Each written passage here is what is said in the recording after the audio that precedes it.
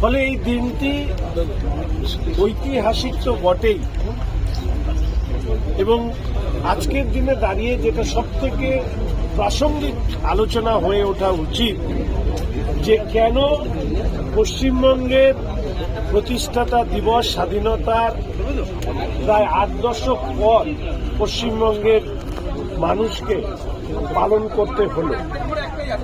কি এমন বাধা ছিল যেই বাধার সামনে দাঁড়িয়ে এই প্রতিষ্ঠাতা দিবস বা পশ্চিমবঙ্গ দিবস পালন করা এতদিন সম্ভব হয়নি, তা চর্চার বিষয় বস্তু হয়ে ওঠে। এবং এর সাথে সাথে আমি নিশ্চিতভাবে বলতে চাই যে অনেকেই নানা সময় নানা কথা বলেছেন।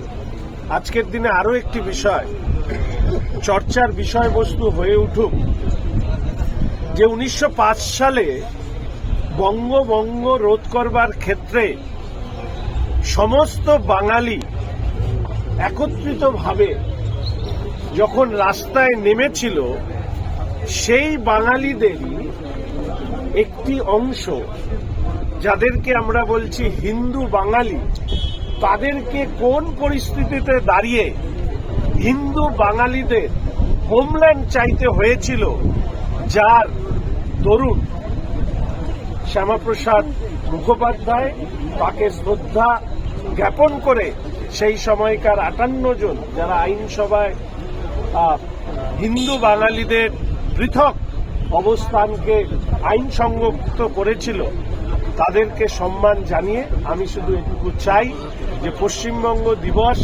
রাজ্যে সরকারিভাবে পালন করাটা এটা আমাদের কাছে গর্বের, এটা আমাদের কাছে গৌরবের, এবং এই গৌরবের আরো একটি বড় কারণ দেশের যশস্বী প্রধানমন্ত্রী মাননীয় নরেন্দ্র মোদী মহাশয়ের উপস্থিতিতে আমরা পশ্চিমবঙ্গবাসীরা সরকারিভাবে আজকে প্রথমবার পশ্চিমবঙ্গ দিবস পালন করছি।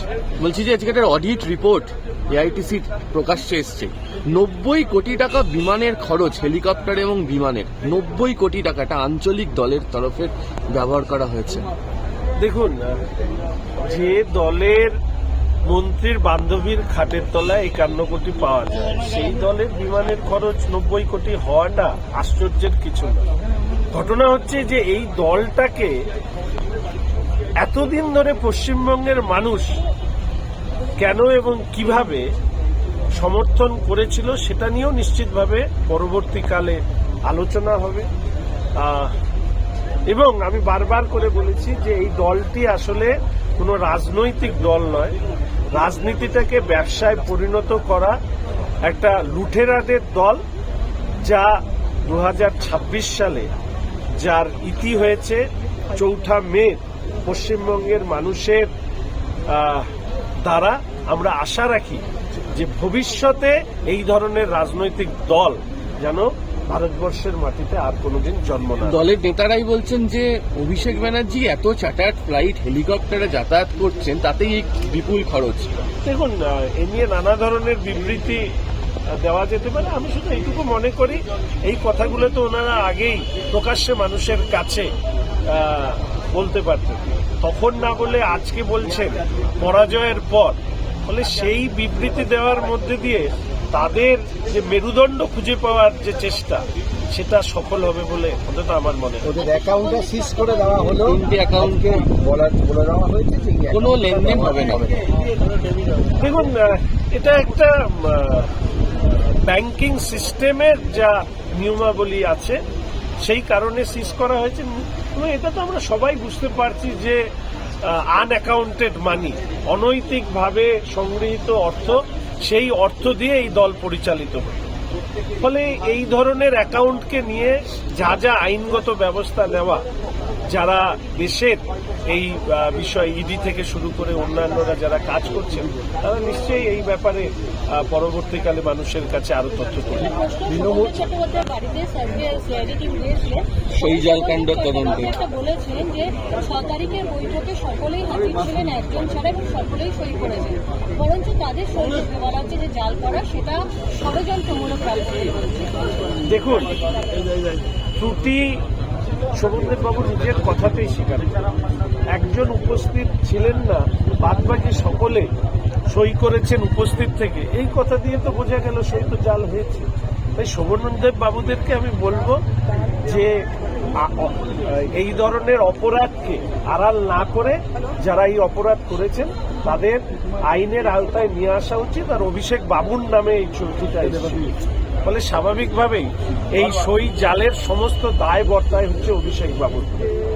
এই একজন উপস্থিত ছিলেন না, তার সই কেন করেছিলেন? ওটা ছোট্ট চুরি, এই ছোট্ট চুরি তো বড় চুরির সূত্রপাত ঘটায়।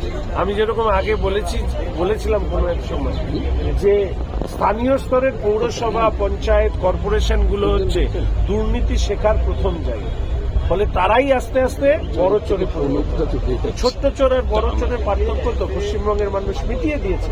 বরঞ্চ শোভনদেব বাবু এই কথা বলার মধ্যে দিয়ে এই যে সই জাল হয়েছে এই সত্যটাকে আরো প্রতিষ্ঠাতা করে। তৃণমূল ভবনের যে বড় হোর্ডিং, যেটা ওদের মূল ভবন, সেটা মালিকপক্ষ খুলে নিল, বললো যে রাস্তায় দেবো না। একটা ফ্লেক্স অলরেডি ঝুলানো হয়েছে, কিন্তু বুঝতে পারা যাচ্ছে না। পার্টিটাই উঠে গেছে। ফ্লেক্স থাকলেও পার্টিটা যে পশ্চিমবঙ্গের মাটিতে বিরাজমান হবে এটা তো আর কেউ বলছে না।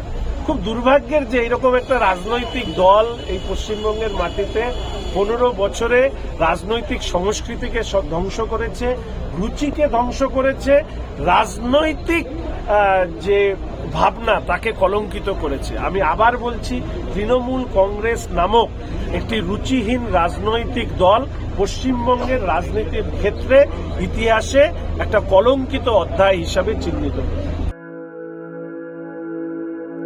আপনি কি জটিল কিছু সমস্যায় ভুগছেন? সমাধান পেতে চান? যোগাযোগ করুন প্রখ্যাত জ্যোতিষ ও তান্ত্রিক মনসারাম ভট্টাচার্যের কন্যা মনসা কন্যার সাথে। প্রখ্যাত জ্যোতিষ ও তান্ত্রিক মনসা কন্যা হাওড়া জানবাড়ি ও হাতিবাগানের নিজস্ব মন্দিরেও বসেন। যোগাযোগ 9830106967 আর 9239655323।